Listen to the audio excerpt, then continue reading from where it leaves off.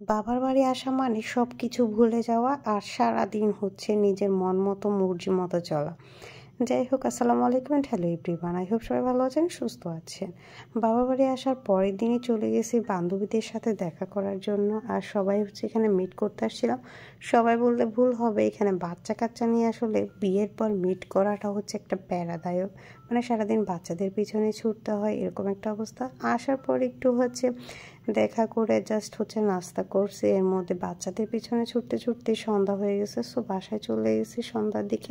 বাসায় গিয়ে একটু রেস্ট করছি, এর মধ্যে হচ্ছে এশারের টাইম হয়ে গেছে। আর এদিকে আমার হচ্ছে ছোট ভাইয়ের বউ আমাদের জন্য বিকালের নাস্তা রেডি করতেছিল।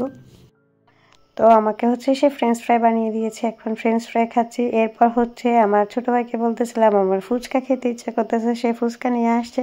মানে বাবার বাড়ি আসা মানে মেয়েদের হচ্ছে সব আবদারের জায়গা। এখানে কি কি খেতে ইচ্ছা করবে জাস্ট অর্ডার করবে আর হাতের সামনে পেয়ে যাবে, এরকম একটা অবস্থা। তো ফুচকা খেয়ে নিলাম, খেয়ে তারপর হচ্ছে পিচ্চিটাকে নিয়ে আমি এখানে খেলতেছিলাম।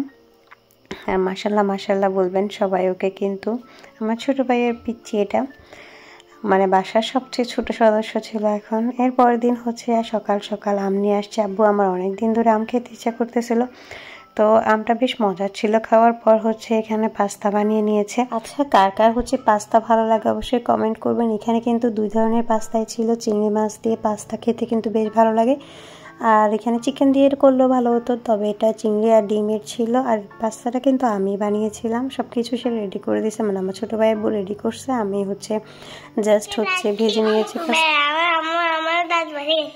দাদু বাসায় গেছিলাম না নানু বাসায় গেছিলাম? পাগল, নানু বাসায় গেছিলাম।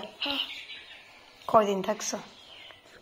আমাদের পিচ্চি বুড়ি আসছে তার দাদু বাড়ি, নানু বাড়ি থেকে দাদু বাড়িতে বাবার সাথে, যদিও বা তার আম্মু আসে নাই, সে এসেছে তার বাবার সাথে একদিনের জন্য। তারা ঘুরতে গিয়েছে নানা বাড়ি, ওইখান থেকে আবার দাদা বাড়ি ঘুরতে আসছে, দেখেন কি মজা।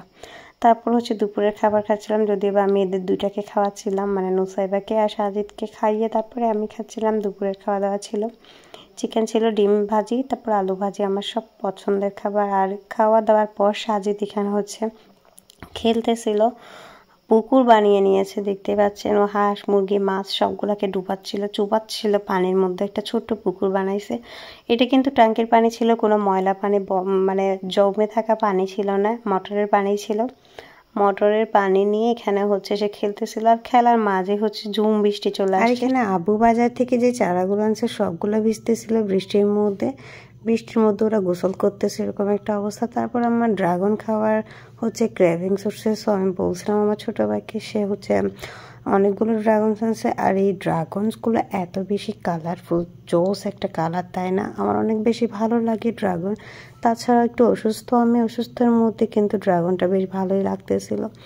আজকের ভিডিওটা এখানে শেষ করছি, ভালো লাগলে অবশ্যই একটা লাইক দেবেন। আজকের মতো বিদায় নিচ্ছি, সবাই ভালো থাকবেন, আল্লাহ হাফেজ।